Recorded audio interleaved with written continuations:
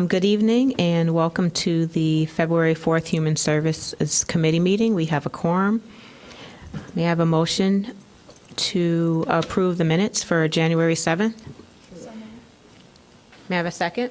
Second. All in favor? Aye. Any opposed? Motion passes. We have a citizen comment that's going to be read by Alderman Fleming. Yes, thank you. This comment is from citizen Kathleen, I think it's Flaggerty. She says, I'm a 67-year-old disabled woman, largely but not totally housebound. I am also a longtime Evanston resident and retired civil rights lawyer. City venues are frequently inaccessible to me due to poor indoor air quality. I reported one aspect of this problem, noxious cleaning products, to the Levy Center and to my Ninth Ward alderperson. Nothing has come of these reports, probably because cleaners, disinfectants are purchased in bulk by the city for all venues. At least that's my impression I got from the Levy Center people and from running into the same sickening fumes in the basement of the Civic Center. Converting to effective, less toxic cleaning products should be a no-brainer for a progressive city, and yet habits die hard. I'd like to suggest that the Human Services Committee take responsibility for removing these completely unnecessary access barriers, perhaps working with the Environment Board and Age-Friendly Evanston Task Force. This is the city's opportunity to easy, cheap, voluntarily compliance with ADA.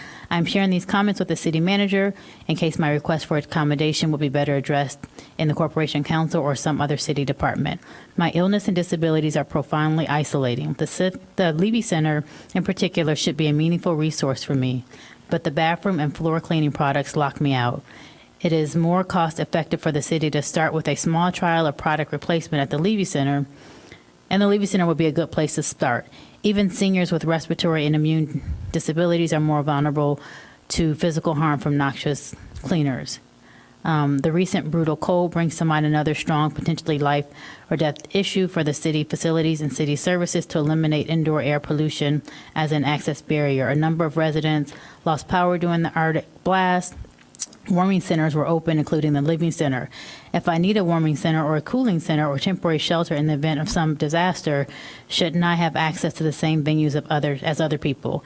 It is past time for the city to recognize that access to physical facilities must include, but not be limited to, removal of architectural barriers. Poor indoor quality is a barrier for many, including those with respiratory disabilities.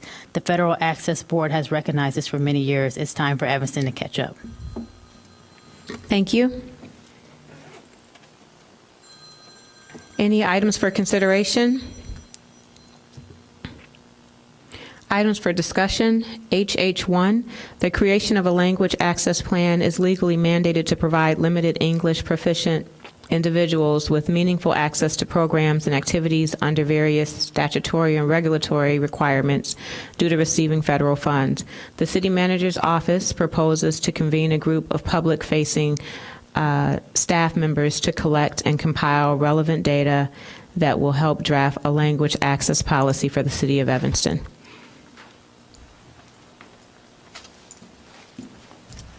Good evening, Madam Chair and members of the committee. My name is Paulina Martinez, Assistant to the City Manager. I will be leading the effort to draft a plan for our language access policy, and I'm wondering if I can answer any questions that you might have. Fleming?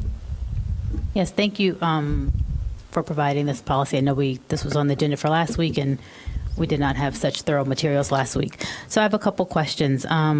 One, let me find the page. It talks about part of the assessment is identifying some staff who can volunteer to do, I think, some translation services. Is that correct? Are you referring to the memo or to the guidelines that were part of the attachment? I think I'm referring to the memo. I'm trying to find it here. I guess you could just tell me if is that part of the process you plan to use. So part of the process is to convene a group of public-facing staff members from all departments to help do the four-factor analysis, which is what the Title VI of the Civil Rights Act recommends to perform in order to assess what populations we're dealing with that need access to translated and interpreted materials, and to determine what is the level of help that they need in accessing all of our materials. Okay. So I guess here are my concerns. I appreciate that we're finally moving forward on this. 12 months seems like a very long time to access this. When the initial conversation started, it was because I, as well as other people, have people in their ward who do not speak English, and there was no either key, staff person to go to, or materials that you might have at your ward meeting are not in Spanish. And I know we had a couple of Spanish speakers come here and speak to us in Spanish, so we could understand the difficulty of not understanding the language. And I've also had a couple people who have, said they've come to the city to do business, and maybe the person, the department or whatever they were speaking to didn't speak Spanish, so they had to wait to go find someone. So I want us to get there, but I guess I'm concerned about a 12-month process. I'm not sure in the meantime what we're doing. I know we don't have a budget for it, and I know it's been kind of hit or miss what we do translate and what we don't translate. So I would love to see if we can get a little more language, I guess something that explains how we're going to progress until we get to this 12-month process of a full assessment. So, yes, absolutely. So there's two answers that I want to give. Based on the materials that I've reviewed this past weeks, most communities, depending on their size and the level of thoroughness of their plans, they took anywhere from 9 to 18 months to come up with a written policy. Now, a written policy is not mandated by the federal government, but it is an extra step that we would take. We are recommending 12 months just because we really want to be thorough about how we assess what our needs are.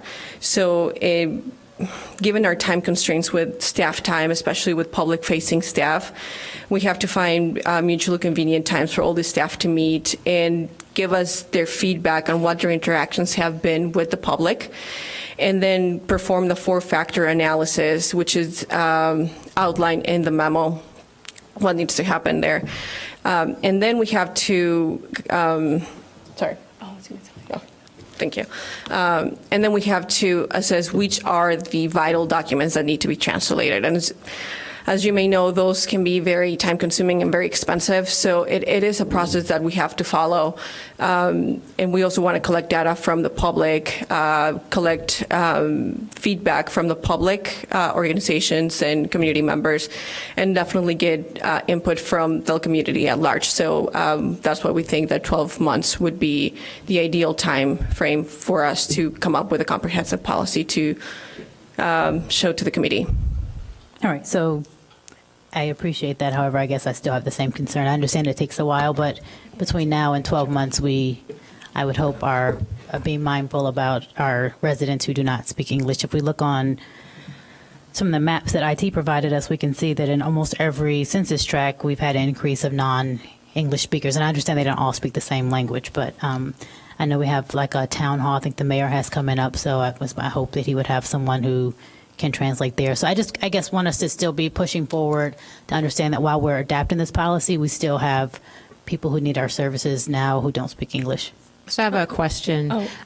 Right now, what is the experience? So even if we have an informal process or someone on staff that is not necessarily assigned to that role, what is the experience when a Spanish-speaking resident comes and needs services at our departments? How do we handle that? Do we turn them away, or are we figuring out a way to accommodate them until we have this plan developed? Well, you can answer. I can answer.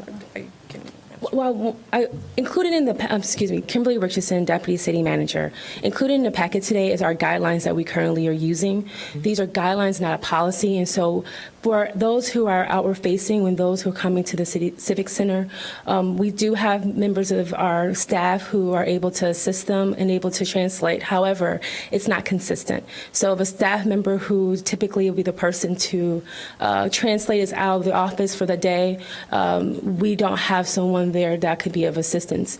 We currently have a list that we have of members in our organization in the languages, if they are multilingual. We have a list that we have internally that we can tap into. But again, it's not formalized policy, and there's training that goes along with this that should be attained as well. And so it's very much as an as-need basis, and we're trying to change that to being more of a consistent process, even when we're looking at bringing in individuals into organization, understanding that we need to have multifaceted outward-facing staff that can assist with these kind of situations. 311, we use them as well. They have ability to access services to assist staff if they're not able to have someone in person. But again, the language barrier that we're experiencing is kind of as a hit or miss because there's no consistency being followed throughout the entire organization. But the guidelines, like I mentioned, are in there. That's what we're following currently. But we want to make those guidelines more, improve on those guidelines, as well as identify the type of concerns that Alderman Fleming has mentioned in regards to requests for documents that need to be translated. When do we translate? All those things that have been discussed in previous meetings, we have not really formalized a plan for that. So. Alderman Braithwaite? You actually addressed the question that I had, so thank you. Thank you. Any further discussion? Alderman, could IT or someone please come and help me with the lights again? Because it's something I'm doing wrong. Alderman Ravel? So I'm glad you mentioned 311 because I was wondering, it's one thing to be able to help someone when they come to the office with, needing to file some papers or something, but if someone is in an emergency, are we able to respond right away to, whatever their situation is? I guess, I don't know if that's our 311 number or 911 or. 311 is for Now it is. the agents that would be helping. Right, okay. Yes. And so someone is able, we find someone to be able to take that.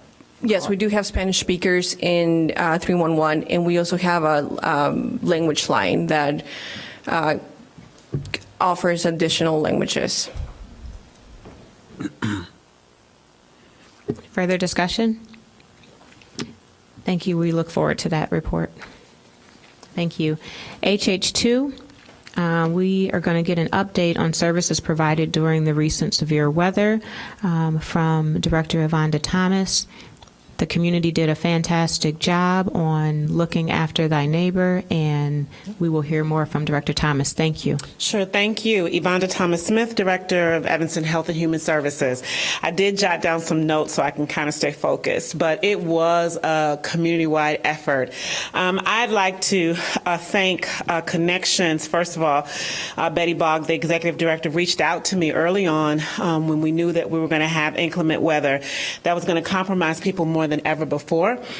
And so those phone conversations and strategies led to Connections determining that they would be open for 24 hours when our Robert Crown and library was unable to be open, as the community is used to. And so what we strategize is that beginning Tuesday through Friday, Connections remained 24 hours a day, actually providing transportation to and from the emergency shelters that Interfaith Action coordinated. They also provided transportation to families to get back and forth to our city facilities, such as the Levy Center and Fleetwood Jourdain. And again, we had many, many grateful individuals and families that really all pulled together. So as you mentioned, neighbors were helping neighbors, individuals even at the Connections facilities and Interfaith Action emergency shelters were helping one another. What Connections experienced was 40 additional hours in overtime. And for this time of year, they had 200 additional encounters than what they're used to during their drop-in center hours. I'd also like to thank Interfaith Action, Sue Murphy and her team at the Hospitality Center. They coordinated many, many volunteers, and they expressed to me they had more than enough volunteers to come out at all the locations throughout the entire week that they did have the emergency shelter. Sue did reach out to me with the understanding that we had deployed cots and pillows before for the emergency shelter, and so we did deploy 6 additional cots during the cold snap, and then we're sending 6 additional cots in the morning to also support the emergency shelter. They can typically accommodate anywhere between 35 individuals, but they were maxed during the SNAP at a total of 47 per night. When they maxed the cots that they had available, Hilda's Place opened up, and we deployed 6 cots to Hilda's Place to accommodate the overflow. The City of Evanston, again, as mentioned, we were able to receive cots through our emergency preparedness grant funding, and so we make sure that if the cots and pillows and blankets are needed for the emergency shelters, staff have deployed them at request. I'd like to thank our city staff because everyone rallied and rolled up their sleeves to assist during this time. 311 was incredible, and navigating and helping families connect the dots to services needed. So I really appreciate that staff. They worked incredibly hard. Patrick Denigan, who was instrumental in staying in close contact with me to get information as it was very, very fluid during this time. And the Levy Center in Fleetwood, Jardine, was open during the day. During the cold snap, day 1, they saw 70 individuals, and then day 2, they saw 110. So it was really a community support. And again, many families came in from out of the cold who would have typically done something else. And many families sent many notes of gratitude. And thank you for the wraparound services and the community effort to take care of our neighbors. Any questions? Just a thank you to you, and please pass that along to the staff. I mean, I Absolutely. think I drove around on Wednesday, and there weren't a lot of people moving around in general, so just to know that staff was here when most people were home, managing the public the way you did, thank you. And again, you know, I'd like to thank the staff. We were on call, we were on the phone constantly, answering emails, and everyone was incredibly responsive. Yeah. Thank you. Alderman Fleming? Thank you for the report. I would like to thank Connections and Interfaith. I visited them several times, and they did have lots of staff there, staff driving their personal cars and getting people back and forth. So just to clarify, so the city's contribution, I mean, outside of some coordination, was 12 cots? Correct. That's what was the ask. We've deployed a total of 30 cots over the year, but this time they knew that they would have overflow, so we deployed additional cots. And then the emergency preparedness grant funding, just real quick, can you just give me an idea of what that's usually used for? Sure. It's used for any time there's a public health emergency. We're allowed to buy equipment to provide training.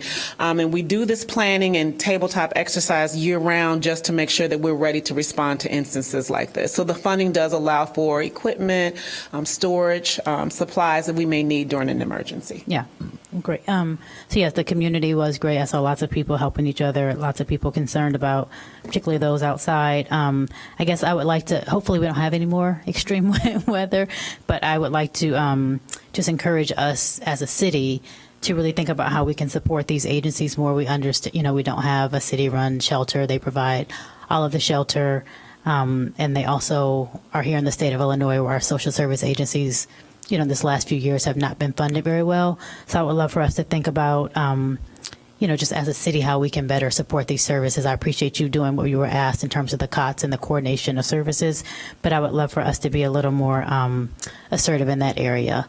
And I don't know if that's a financial gift or how we can just better support these two agencies that are really taking on the load, and considering that they usually have 32 a night or max at 32 and they had 57, I think you said. Or 47. 47. Mm-hmm. We know that there are more people out there who did not come either to the shelter or who did not come in at all. I know I talked to the outreach team and they were concerned about some folks who, you know, for their own choice decided not to come in. Absolutely. So I am growing more concerned about the population of people who we are not, you know, able to reach, and how we can make sure we serve them not only on the frigid nights, but, you know, it's going to be hot Absolutely. in the summer. So I would love for us to think about how we can, and I know you and Betty are always talking, so. Mm-hmm. We're in conversations with our partners, and we're hearing the ask. And I would be remiss if I didn't thank property standard staff who responded to heat calls, because there were families who, for many reasons of their own, wanted to stay in their home, but it might not have been as safe as it should have been. And so staff did respond to heat calls as well. Thank you. Thank you.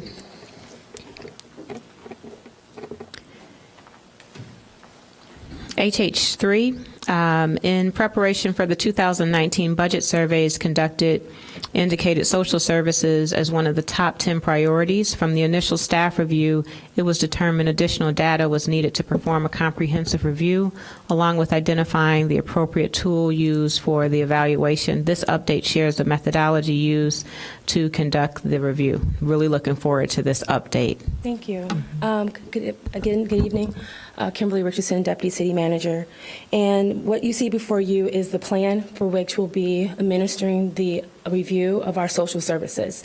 Our social services was asked, the staff was tasked with evaluating the following: identifying performance measurements, review program service delivery, and review resources and funding allocations. And we're going to be looking at general assistance program, the emergency assistance program, as well as youth and young adult programs, senior service programs and the Ombudsman program, victim advocates, workforce development, and mental health board fund allocation programs. And so within the next few months, I am putting together a core team, which will be brought up of staff from all departments who are involved in this project, and we will be determining over the next couple of weeks our indicators. And what our goal is not to just look at those 3 deliverables, but looking at the impact and how are we reaching our those who are in most need. I think Alderman Fleming kind of mentioned that earlier about making sure that we're reaching those that we typically aren't able to reach. In this process, I would like to see us come out with some form or some type of plan that will show us a path of how to do that with the resources within the resources we have. And I would like this to be a collaborative effort throughout the departments, as well as our community partners and our community members to be a participant in this. So our core group will be working together to identify who our partners will be, how we will engage, how we will collect data, as well as communicating this to our community members to have them participate.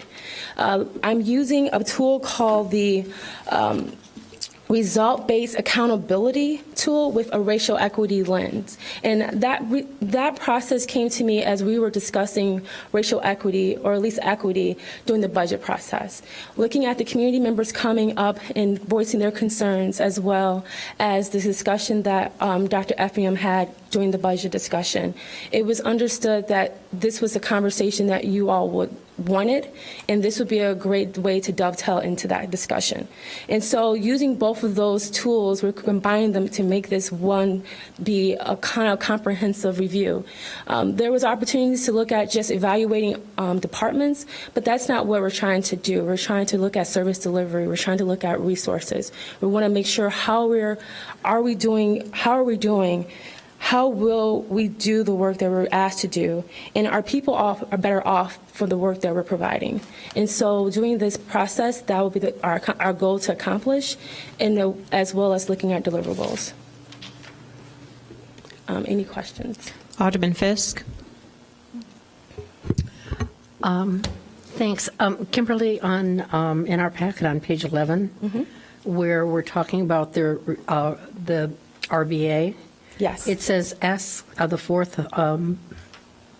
bullet point is asks effective questions to quickly get from From point A to B. Sorry. So so the idea is that you're asking the following questions, which are below, to get the data that you need in order to be able to answer the question, are we doing the job effectively? And so the 7 questions which I'm referring to is, who do we serve? How do we measure if the person or individuals are better off? How can you measure the quality of the work provided? How are we doing in these measures, quantitative as well as qualitative? And the qualitative part is really where you get the root cause analysis, which is where the racial equity conversation occurs, because we don't really have that conversation typically when we're looking at evaluations. And so understanding how we got here in the community, in the the history behind Evanston and the history behind the programs for which we are now implementing, we have to have those conversations. It's not always data-driven. It's going to be collecting data through dialogue, and that's where it's important to talk to our partners, and it's important to talk to our community members, and as well as those participants who are currently active in the program or who have in past been active in the program. Okay, thanks. Alderman Braithwaite. Thank you, Madam Chair. And Kimberly, we've had a couple of these conversations, so I guess I'm going to look at this from a different perspective, and I'm going to do it looking through the rearview mirror of the budget process. I felt like this budget process was very difficult, not only because we were trying to save $7 million, but after going through the priority-based, not only did we hear from the community, but we also heard from the individuals that we served. I'm looking at this process and template, and there are important pieces that I received from the public that are not a part of this. So from a bureaucratic, top-down, I understand the filter, so I don't want to dismiss that. But what's missing is, and the big problem that I had was the team that was evaluating this whole throughout the budget. And I felt like the people that were on that team that were identified to me had no clue whatsoever in terms of specifically looking at the social services component. So my first question to you is, who's on your team that's evaluating these areas? Good question. And so looking at my core team, that is consisting of members of both the Youth and Young Adults Division, Senior Services, these members of our organization that are actually doing the work. A mixture of management and front line staff as well. I've asked the departments who are participating in this process to provide me 2 to 3 individuals that they can have be a part of the core team. Now, I say core team because we're the ones that are kind of creating the process. To get to your point, this is kind of bureaucratic, but there has to be something that we are following so we'll be consistent and we're being transparent. And I think the one thing that we lost through the budget discussion is transparency in how we got to point A to point B. And so you dig deeper in this process and ask the question why. And you don't ask it once, you don't ask it twice, you ask it several times to get to some of the issues that we are going to hopefully be able to resolve through this process. Now, as we go along through this, it's going to be very fluid, and there might be times where we have to change things up. But I want to make sure the core team that's around me that are actively doing this work is not looked upon as I'm looking at them and evaluating their work. We're coming together to come to a solution of how do we resolve some of the questions that were asked of us. Now, the one thing I do have to say is that there were a lot of conversations in the budget process that I think was very difficult and very tough on staff, and having to make sure that staff understands that this is not about compliance. It's not about, individuals. It's about making sure we are serving the community in the best way and at the highest capacity possible. And right now, we do not have really a good template how to follow that. So using this would be a great start as we are looking past just not social services, but hopefully other programs as we evaluate them. And I hear that. And I just want to remind you, and I'll just speak from what I heard. I didn't hear any members of the community throughout the budget process critical or criticize any of the resources or attention that they received from staff. So somewhere in here, I feel like inherently we're trying to fix a problem that I'm not sure that we have. But again, I'm just speaking for myself and the residents that I heard that came forward. So that's number one. The second thing is, in terms of the team, I hope the next time that you report in front of this committee, we know the names, who they are, in the departments that they represent. I'm going to be very critical of that. So I just share that to you and city manager and whoever else is a part of this process. That's going to be very important. The other piece that I think, and I've shared this with you, that I'm more interested in is hearing from the directors who are actually delivering and responsible for those services. If they're not a part of this conversation, then it will fail. the process will fail if they are not a part of the process. And I'll say that to all the directors who deliver the services, that there is an expectation that they are a part of this process. And I guess the perspective that I would take is, what are they asking for? I mean, what are they asking for from the organization to be more successful in what they're delivering? Like, that's the part that I would be most interested in, and I hope it's some way, shape, or form that we get to hear from them. Thank you. Alderman Fleming? Yes, thank you. So I have a couple questions. I understand some of what Alderman Braithwaite is saying. I think for Kimberly, I will compliment her on trying this, because she was given a difficult task after a very, very difficult budget process. And she was asked to do something in a very short period of time.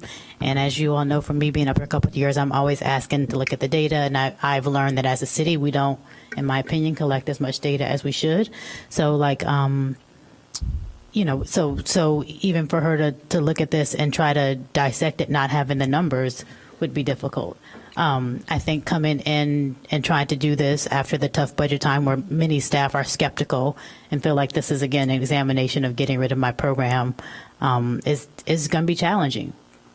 And that's not, Ms. Richardson's fault. That's the direction that she was given, unfortunately. So what I appreciate here is that there are very clear questions.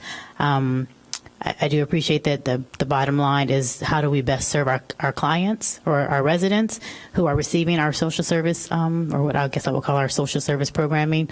I do think Alderman Braithwaite's right, and we have a mix of staff. I think for the budget, we had a lot of management analysts, which are just looking at the numbers but not hearing from the clients and not hearing from the frontline directors. I think, again, my 2 cents is coming into this off of a very tough budget year where you might have management who is very protective of their program because they work hard for their program. I think that's going to be a hard balancing act if you have, a manager from each department in this group, because, again, they're coming off of a budget process where they were looking at losing resources or losing their program. So it's going to be, I would imagine, as humans, hard for them to forget that was the impetus for this. But I'm thankful that our staff can get it done. I think somewhere in here you talked about having some community members, and I think at some point that is definitely good to hear, from some of the general assistance recipients or our seniors, our seniors in the community who work with the ombudsman, how they're receiving the services. I think Alderman Braithwaite is right. We hear maybe a complaint here or there, but I also know from when I was very poor, sometimes when you're poor, you don't really have time to complain. You're just getting the service you need and moving on. So I do think incorporating those voices in there is going to be very important. I appreciate that you're having the frontline staff and not just the management analysts who are going to give you numbers, because then we do, I think, get back to that point of just how can we cut dollars, or how can we cut, but justify cutting staff, which is unfortunately where we started the conversation last time. And then, me personally, I do appreciate that using the racial equity tool to get there.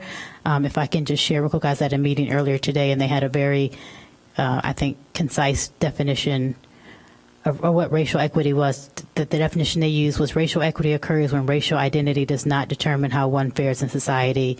And achieving racial equity requires that we interrogate policies and institutional practices across the board to identify the influence of structural racism in our processes. So I appreciate that you are using that, because I think we still are, as a city, struggling a little bit to understand why we need to focus on racial equity and not gender or anything else. And I think when we get to the data and you speak to the staff and you start to hear, at least my assumption is, who we're serving and who we're not serving, you might find how race impacts there. So I would appreciate, as Alderman Braithwaite said, when you come back, that we have a better idea about the core team, that maybe even the core team is part of the presentation, and then that as much as possible that you and the city manager and people can communicate that this is not about the budget and this is not about cutting people. This is about providing the best service. We obviously know we're not going to have a huge windfall of money, so providing the best service with the resources we have and making sure that the staff, to the best that we can, feel supported. And Alderman Braithwaite's question, again, was right in terms of, what do the staff need from us? And we might not be able to do all of that, but what do the staff need from us The one thing I will add in here, and I don't know if it's something that'll come up later, is just that when I have talked to some residents, particularly ones who, are here for an appointment maybe at GA or another department, is the kind of, even though it's a small building, they have to go to GA for this, and maybe they're going over to someone else for this and someone else for that. And it's not a big deal, but I know, if you're already in a place of coming to ask for help, that small thing can kind of wear on you. So hopefully that'll be something that we think about. How can we just streamline these services a little more to be best delivery for our residents? To speak to what Alderman Braithwaite mentioned earlier, so the core team is made up of individuals who are helping me collect the data to do the work, prepare, but the involvement of staff is throughout the entire process. There will be identified meetings where we will have meetings with the leadership staff, as well as meetings with the staff that are doing the work. I mean, even those who are answering phone calls, because those individuals have the same type of direct communication to those individuals as would anyone else. And so it's multi-tiered in how we're doing this. I mentioned the core staff because I want to show that it is not a Kimberly evaluation, that this is something that's going to be done collaboratively.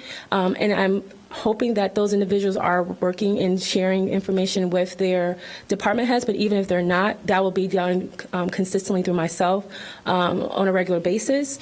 As I was summing up in the memo, about identifying next steps, who will do the work and what resources do you need are questions that will be needed to be answered. But we have to first know what we're trying to accomplish. And you can't really, in the way that this process works, you start with the result and work your way to the mean. And so until we understand what is our core goal for all of our programs, then we're able to dissect and get into the resource discussion, to look at measures to how do we hold ourselves accountable, and to ensure that the community members that we're not touching, how do we reach or access them as well. So this process is being very much condensed, but hopefully it's ongoing, in that this is just the first step to multiple steps down the road to achieving true racial equity within the city of Evanston. I'd like to add that my expectation is that the nonprofit community would have a very active role, or at least response to whatever the findings are. Per capita, we have probably more than the average city, and it's my belief during our budget crisis that the nonprofit community could have taken more of a role to at least raise their hand and say, we can serve more in this space, or what is the need, since we do have nonprofits that we subsidize with, that are very well funded. So could you tell us more about what the intention is and the partnership is with the nonprofit community? Because we're not a social service agency, we're a municipal government, and obviously we need to provide some services, but I want to be sure that we don't overlook the resources that are in the community from folks that are practitioners and experts in that space. Understood. And it's very clear that we have really great partnerships. I mean, the one consistent discussion I've had over the course of the last few months is that we have partners who are available to us, who assist in ways that we are unable to do so. How they are a part of this conversation is that we still need to understand how, if we're looking at, I'm using them as an example, but the mental health board, how are we utilizing those dollars? What are they doing with those dollars? Are they meeting the goals that we are looking for them to set? Evaluating those as well, because we're allocating funds as well as providing services. So it's broader, it's more involved than what I'm saying today, and that's why I need to have the members of the core who are doing this work with me, because they will know the right questions to ask and what data to look for that I would not be directly involved in to look at. So that will be something, as we are putting this together, I will come back to council with more definitive questions that we will be looking to discuss with them.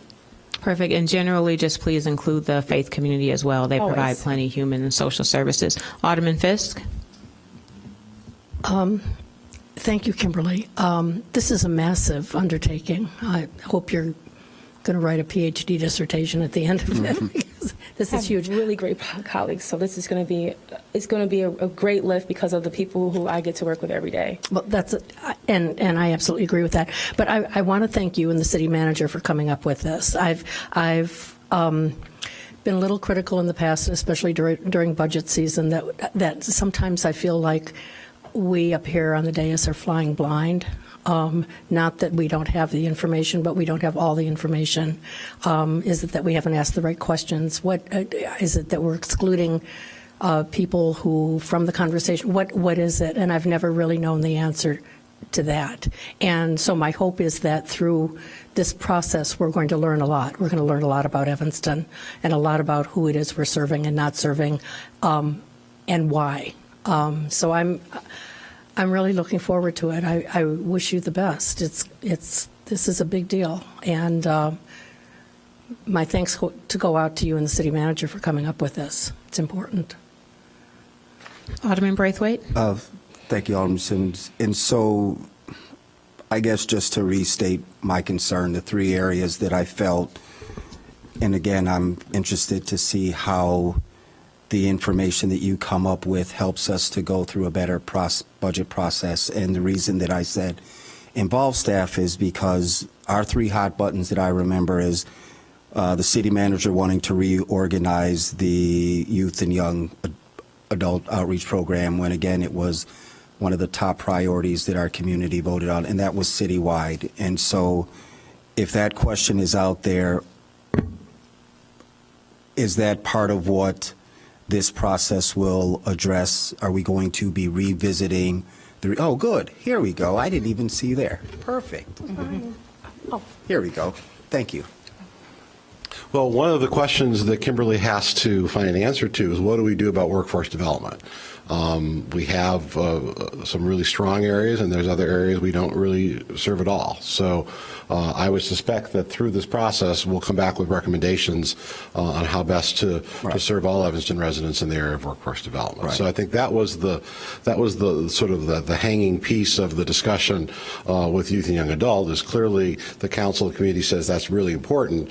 But I came back to the council and said, yes, but that we still need to look at what are we doing for adults beyond that sort of 25-year range that the youth and young adult group serves. So that's part of Kimberly's charge. I think certainly partnerships are a big deal with that. I think we need to decide, I think as Alderman Simmons said, these are all great programs, but we're ultimately a municipality, not a social service agency. So where do those lines go dealing with workforce development? How much should be on the city side, how much should be on our partner side? So I would suspect, Kimberly, and stop me if I'm wrong, but that'll be part of the analysis that you see. So as we go into the budget process, we have a very clear idea of the answers to these questions, and if we need to make adjustments or changes moving forward in 2020, it'll be done with data. Well, and I can definitely support that with the caveat, the sting, the burn, and the angst that came from the community, obviously, because the appearance was from top down, and to make sure that the staff that's delivering the services have the input. So that's, and I think if I was to phrase what you're saying a little bit differently, our staff provides the staff within the youth and young adult program provide great services. The question is, how do you expand? Sure. I guess is just the way that I would state it. And then the other areas of concern that I have, obviously, is the health department. And my concern is, are you looking at, and this is, again, the critical question, we've already eliminated, I think, 2 part-time positions. So my question is not so much can they run efficiently, but what is the impact? So if that's part of what you're measuring, then that would be useful data. And that's what I was listening for, if I just wanted to give you very specific details that I'm personally looking for. And then the other thing is we cut the mental health board. So to Alderman Rue Simmons's comments, like that's how we fund our non-for-profit agencies, and we've cut them. So again, are we looking at the impacts of the cuts, or are we trying to find ways to cut even more in the areas that we've lost? And that's the part that I don't want to play games with this, and when you come back, I want to have a product that we can all support and not have it be a tool to slice more. And that's me being honest And I direct. think Alderman Braithwaite, and I appreciate all these comments. There will likely still be questions.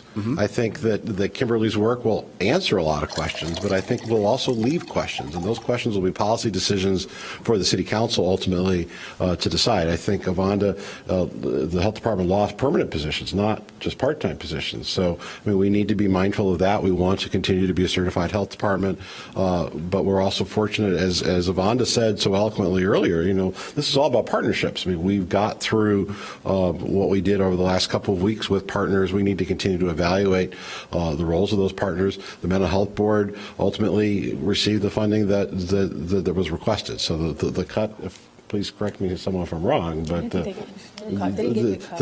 the end there was no cut to the Mental Health Board. So we need to balance all this, and we want to make sure that the resources we have, youth and young adult, we're losing a key staff member with this. Portia Davis is moving on, so we'll have to look and see how best to deploy that resource as we fill that position moving forward. So, I mean, a lot of this is also kind of fluid. So, Kimberly's charge is a difficult one. She's the number 3 person in the city.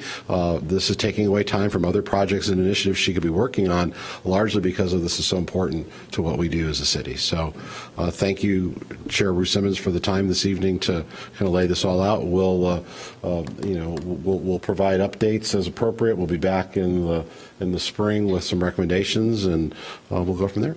We have a final comment from Alderman Fleming. Yeah, sorry. So one thing I just want to make sure that, as Peter said, because I know anxiety abounds. When you came up, City Manager, you mentioned, what about workforce development? And I think, it's a great thing. And I know the mayor has his own kind of workforce development operation he has going now. But that, I guess for me, that is of less importance because, as Alderman Ruth Simmons mentioned, we have community partners who do that. So we have now Elevate Evanston, we have Youth Job Center.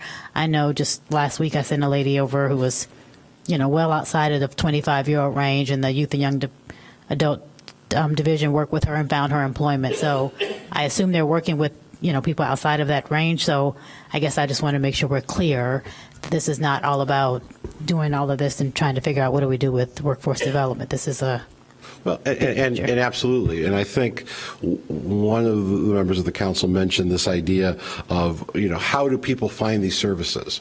How, if someone walks into the Civic Center and is not employed and is over 30 and not eligible for general assistance, what happens next?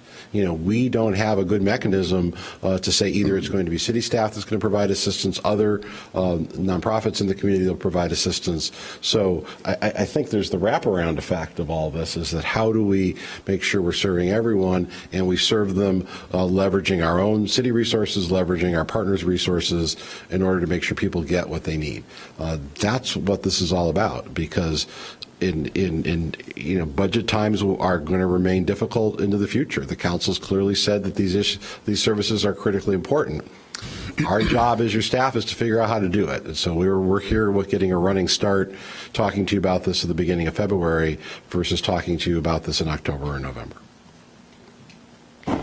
Can we get an update or a memo on what Elevate Evanston is doing? Just so that are you very clear on what's happening? Yeah. I'm not very clear. I know that some of it, and I know that they received some money from the Northwestern City Right. Partnership, but no, I'm not super So clear. just so that as I'm pushing in committee to expand and work on economic development, that I'm not overlapping efforts that are happening already. I'm not on the committee, and I haven't received an update. So that would be helpful. But I do want to be on record of saying that workforce development absolutely is a top priority as far as I'm concerned. The wealth gap here in this city is responsible for, minority people leaving and segregation, and much of what our problem is directly related to household income. So I'm hoping that you do continue to pay very close attention to that. That is my expectation. You bet. Alderman Fisk. Just really quickly, as long as Karen Danza-Lyons is present, I'm going to ask that we also consider the services that are being provided by the library, because I think sometimes we Overlooked. yeah, we overlook them, and they're significant. So I just want to make sure. And they're that's- fully integrated. When Kimberly Okay. talks about departments, Okay. the library, through Director Danzig Lyons' the way she operates the library is that the library is a city department and is a partner Okay. in all of these efforts. Okay. Thank you. Thank you. Thank you.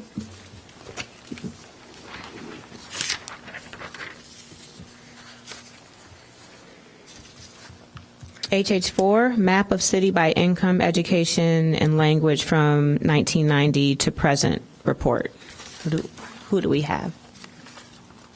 Thank you. Good evening. Mark Barner. I am a GIS analyst with the Admin Services IT. I don't really have a report. The maps hopefully speak for themselves, but hopefully I can clarify any questions you have. Any discussion? I'll just say I requested these before the holiday, so thank you very much for producing them. There's not really a discussion. I probably will bring them back later, but I know that I hear and I see how our city is changing. I hear from older people who talk about, not being able to afford stuff, so on and so on. And so I was really interested to see really what that looked like and the numbers. And I see Mark sent out a separate graph. I guess the whole committee got it, but they talked about the median income by race. And as he pointed out, he was surprised to see, or he saw, that the African American population was the only one where the median household income actually went down between 2010 and 2017, going towards what Alderman Ruth Simmons talked about a few seconds ago. We see that the language non-English speakers has increased, and then there are certain census tracts on page 38 that I found very interesting, where the median family income has doubled, particularly right in the middle of our city. So just, as I'm doing things and hear from people, I wanted to just have the numbers in front of me, but I think it's, we all see the changes that are happening in our city, so I think it's just good to have this information in front of us, so thank you. Alderman Fisk? Is there a way to integrate census tracts with wards without? Off the top of my head, no, because the boundaries are completely different. It would have to be done manually, and And it's not even a manual. You just, you get the number reported at one level and it just doesn't match the ward boundaries. You can't slice and dice it. okay. Some of anything that's to the block level, yes, we can do that. But most of the things you're interested in, the economic, social demographics, they do them at a higher level. I think, though, if you were to overlap this data along with the gray lines and just utilize the color. Oh, to just show it, yes, I absolutely. think that's probably what but she's. you can't slice. I get yes, it. yes, I yes. get it. I get it. I mean, we can look at the We can certainly do individual that. lines and maybe just color code the grayed out areas Sure. so we can Yeah, we can do that. clarify. That would be helpful. And that would be just the map on page 38. All the Fisk? maps. I'd All of like them? to, yeah. If we could Okay. just place them on top of the map on 34. Yeah. Okay. Yeah, that's no I problem. think he's got the gist. Thank you, Alderman Fleming, for requesting this tool. I certainly will be using it to fight that we use our city services and resources and budgeting accordingly, as well as pushing staff to work harder to find resources outside of city government to support our community. So I know that, for example, we didn't qualify for opportunity zones, but I understand there may be some opportunities to push harder and work more to get federal funds. So anyone that's not looking at this packet, giving you an example of an average income in Census Tract 8092 of 33,007 versus, for example, Census Tract 8090 has an average income of 82,007. So this is something that I'm hoping is heavily weighed as we're going over our social service plan as well. Thank you. And for 80, you said 8092 with the income? Was that the right one? Yeah. And if you look at 8092 for the language, there has been an increase from 15%, the language outside of English, 15% to 35%. So you think about a family who's a lower income family who also doesn't speak, maybe English is their first language, and how are we as a city maybe not removing some barriers for those families? That's not a question for you, but just a question of, Just for the record.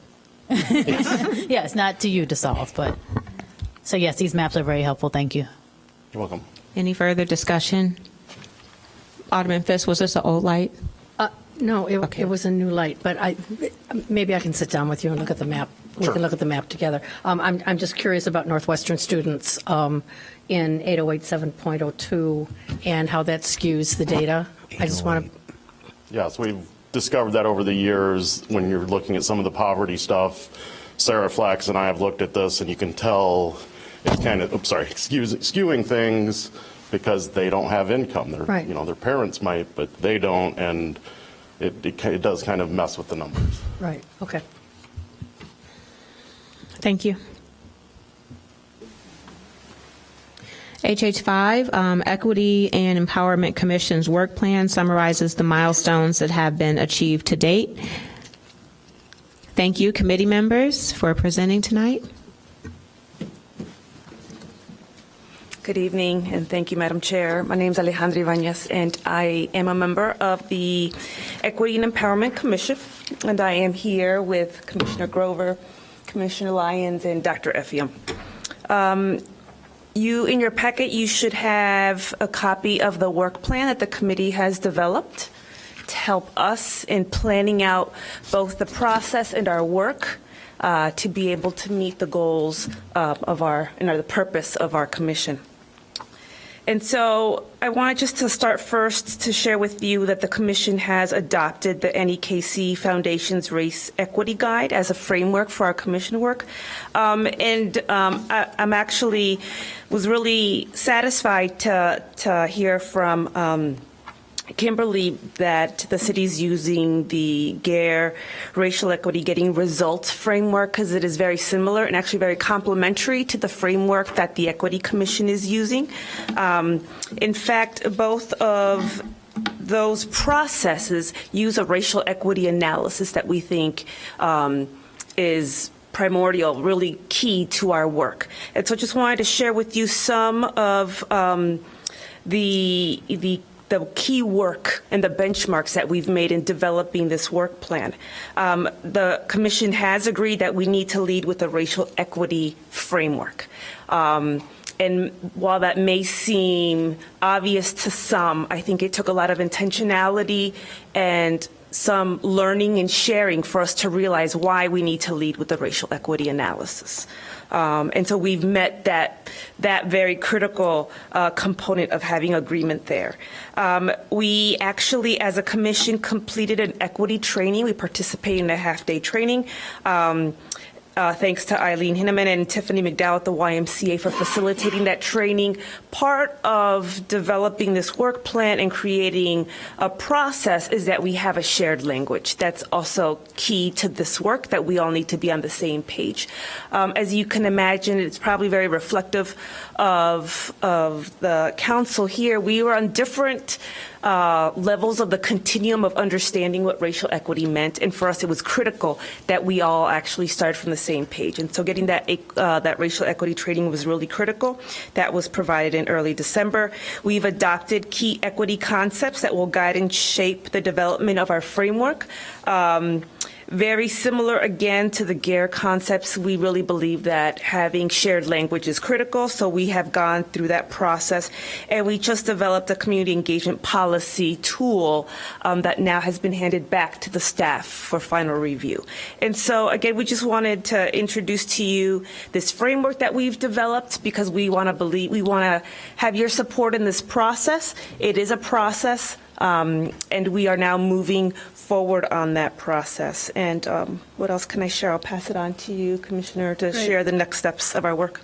So next is we will be developing and recommending to this committee, I think it comes through this committee, and then to the full City Council, an equity framework. And we will be learning from Deputy City Manager Richardson's work with the social services review that she's going to do, and try to align what she is doing, what she is learning with what we hope to do. I think that Deputy City Manager Richardson is on our agenda for April, is the plan, so that we can learn what she's learned through her process at that point, if she's how far she's gotten by April. So we're going to incorporate that into our work and get to work, and hopefully then sometime this year start applying an equity framework to some specific things that both the commissioners have requested and others have suggested that we address, such as an environmental justice ordinance, or such as a review working with the Department of Parks, Recreation, and Community Development on summer camp programming, and taking a look at some of those programs and seeing how well an equity lens that we develop with city staff will work. And then supporting the work, of course, of our chief equity officer and the city council. I'm assuming that you have, I don't know if you met last week, I think it was on an agenda to do city council goals, and the commission was really hoping that equity would again be one of your city council goals. Somebody confirmed for me that it is, or you weren't able to. Yeah, it was a tough week last week. So we're going to put the plug in then for the city council to adopt as one of its goals, certainly equity, and we would support your work with that as well. So any questions? Alderman Ravel. Looking at your work plan, it says in February that you're going to present to the Human Services Committee equity concepts. So I didn't know what that referred to. Strategy 1, define equity concepts, and it says present to Human Services. Those were the equity concepts that we adopted our last meeting, but turns out we're going to revisit them at our next meeting, so I don't think they're ready for you to take a look at. But it's really essentially our terminology. The basic language, our base language that we all want to understand is kind of from which we will be doing the equity framework. Yeah. So maybe at our next time, Alderwoman Ravel, we'll have that for you. Any other questions? How long have you all been meeting? It's been a year now. So I think our first meeting was in January, February 2018. We took November off. We did not meet in November, and I think we had one meeting where we didn't achieve a quorum. Can you give me just like a 30-second highlight of the work over 1 year of your work? Do you want to? Sure. Well, I would say the development of this work plan probably has taken us a few months, but I think it was really trying to find a framework and some best practices that we could really lift up to give us some guidance and to develop a roadmap, because I think we all share the values of creating a framework, but there really wasn't a roadmap. We had to develop our own roadmap. And so I think we spent the first couple of months getting to know one another, understanding the purpose of our commission, understanding the context of working within the city government and the city, just in a municipal concept. So I would say probably the first 3 months, it was kind of understanding our context, understanding our purpose, understanding the process, and then trying to find some best practices in developing a work plan. And as Alejandro said earlier, I think one of the highlights has been getting to know each other and to put ourselves, at least try to, on the same footing, and understanding how we can have these conversations that, as you know, aren't always easy. And have a common understanding of everything from the terminology to what our goals and mission are. It's a really good group of people. Other than Dr. Effiam, what staff is assigned to this committee? We've been working with Dr. Effiam. Paulina Martinez has been staffing us with more of the administrative stuff, and Kimberly Richardson has been also in the background to help us with some support. Okay. Alderman Fleming. Thank you for this update. Obviously, we can't go to every commission meeting, so it's good to hear what you all are doing. I guess not necessarily for the commission members, but in general, I think I still have a couple concerns about this, about the city's commitment to racial equity. It would be great, and I know we have some challenges in terms of having how many people we can have in the room, but it would be great if the city council was offered some opportunities to do some training to understand, what racial equity is and how our decision making impacts that. I think that we had one very early on that was not satisfactory to me. And I think if we are going to be charging staff and have a commission that brings forward recommendations, we as a city council, we should make sure everyone understands why that's important. And when we look at these maps, they tell us some things, but, if we're going to be moving forward in this direction, I think it's important that we as city council have a commitment because we understand what it is. I think my other concern here is I appreciate that you all talked about looking at some things that the commissioners are interested in, the camp and the environmental justice, but I guess I'd like a better understanding at some point as to who and how you're determining what practices or policies you are looking at. So when I think about a city looking at racial equity, that's what I think about. I think about us looking at our policies and our procedures and how they are or are not impacting people, and contributing to a racial income gap or whatever that might be. And so I would really like to hear more later about how you guys are determining those things, because there are obviously 9 of us and we have different opinions about things, and then you have however many committee members who might have different opinions. So I would want that to be a little more streamlined. Thank you. Any further discussion? Thank you. Thank you. Thank you. Thank you. We have items for communication. Nothing? Okay, executive session. Thank you. Pardon me? Yes. Pursuant to 5 Illinois compiled statutes, I move that Human Services Committee convene into executive session to discuss agenda items regarding personnel. The agenda item is a permitted subject to be considered in executive session and is an enumerate exception under the Open Meetings Act. These exceptions are 5 and C1 and set forth as follows. Exceptions: a public body may hold closed meetings to consider the following subjects: the appointment, employment, compensation, discipline, performance, or dismissal of specific employees of the public body or legal counsel for the public body, including hearing testimony on a complaint lodged against an employee of the public body or against legal counsel for the public body to determine its validity. May I have a motion? Second. Thank you.